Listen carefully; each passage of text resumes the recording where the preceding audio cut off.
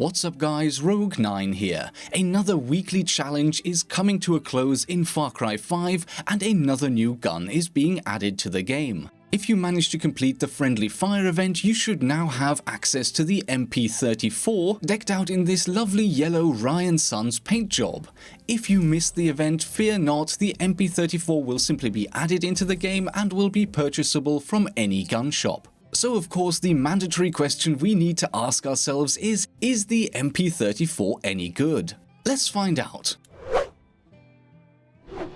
With the MP34, Far Cry 5 takes another step back in time. This submachine gun saw use during the early stages of World War II. It started its development in 1929 and finished it and entered production, you guessed it, in 1934. It was eventually replaced by the MP38, which in and of itself was just an early version of the MP40, which of course you will recognize since that's already in the game. In terms of accuracy and realism of the gun models, Far Cry 5 has normally done a fairly good job, but sadly there are a few little issues in the way that the MP34 is portrayed. For instance, in the game it does not have a fire selector, which means you can't set it to single fire, it's full auto only, just like the MP40 in the game. And while that's not an issue for the MP40, in real life it was only full auto, the MP34 did have a fire selector, you could set it to single fire. And the next minor issue is that in real life the MP34 is an open bolt weapon.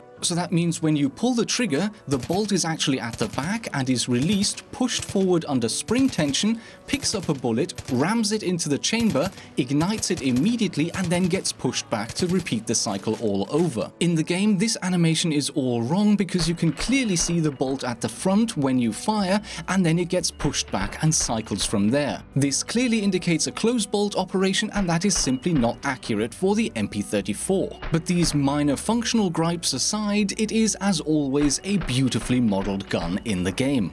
You may wonder, how good is this gun? Is it worth adding to your arsenal? Well, those of you who saw my review of the Vector, which was the first weapon that was added into Far Cry 5 post-launch, will remember that I mentioned it was a good submachine gun, but it was still just a submachine gun. And in Far Cry 5, when you have 3 main weapon slots, and that's only once you've unlocked the 2 additional ones, the question I always ask myself is, why should I bring a submachine gun when I can fill the same weapon slot with an assault rifle? And why should I bring an assault rifle when I can fill that same weapon slot with a machine gun? And why bring a machine gun when I can bring a sniper rifle or even a guided rocket launcher? Okay, fine, sniper rifles and rocket launchers have great range, but it's always good to have an automatic weapon of some sorts. But my argument remains valid, you understand what I mean, and my issue with the machine pistols is that they are modeled kind of correctly. They have much less stopping power than the rifles or machine guns. They are also far less accurate and have far greater damage drop-off. So the machine pistols aren't my favorite weapon class in the game from the start,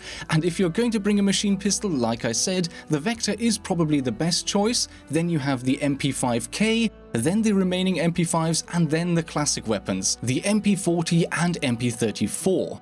If we go ahead and compare the stats, we can see that the MP34 and MP40 are virtually identical. Both have the same accuracy of 5, damage of 4, range of 5, and the only difference between the guns is that the MP34 has a slightly greater rate of fire, 6 instead of 5, but lower handling, 5 instead of 6. These scores total up to 25 points, whereas the MP5SD and MP5 get a total of 29, and the MP5K and Vector end up on 30. So I think it's fair to say that the weapons from the Second World War are not as advanced, not as useful as modern weapons. Who would have guessed?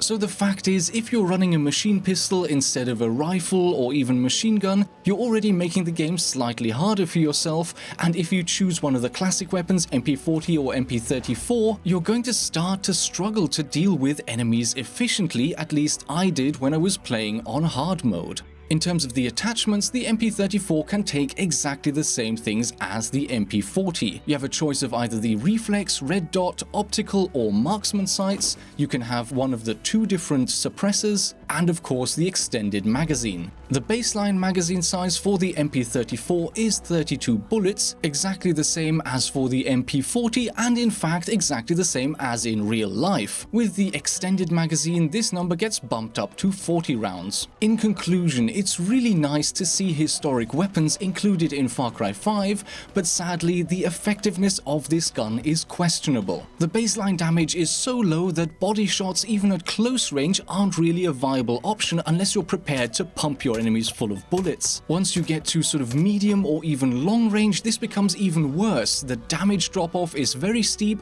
and the accuracy of the gun is actually so low that it becomes difficult to hit your shots. To be effective with this weapon, you really do need to get in close and you need to go for headshots. And one last issue that I haven't really mentioned before is getting new ammo. Most enemies in Far Cry 5 will carry the standard rifle-pistol combo, and that means getting hold of submachine gun ammo is actually quite challenging. If you're carrying an assault rifle of any type, the good news is that any enemy you kill will also automatically refill your ammo. With the submachine guns, you're going to not only need more bullets for each kill on average, but then you're not even going to get that ammo back, which means you have the chance of running out unless you're constantly topping up your reserves from shops. And last but not least, when you're facing enemies in vehicles, be they cars, trucks, helicopters or planes, the submachine guns as a class in general, and specifically the MP34, are so weak that you really have to focus on the pilot or driver, and the accuracy and slow muzzle velocity make hitting that target